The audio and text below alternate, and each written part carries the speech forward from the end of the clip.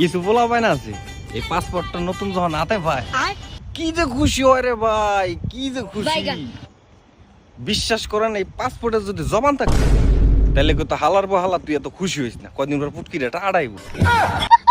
সত্যি সত্যি কিছুদিন যাইতে না যাইতে পোলাটা বিমানে পা রাখতে না রাখতে স্ট্যাটাস মারে ফেসবুকে, বন্ধু বান্ধব আত্মীয় স্বজন ভাই বেড়াদার সব দিন শেষ, এখন শুধু ডেকা মামু সফলতা নিয়ে দেশে।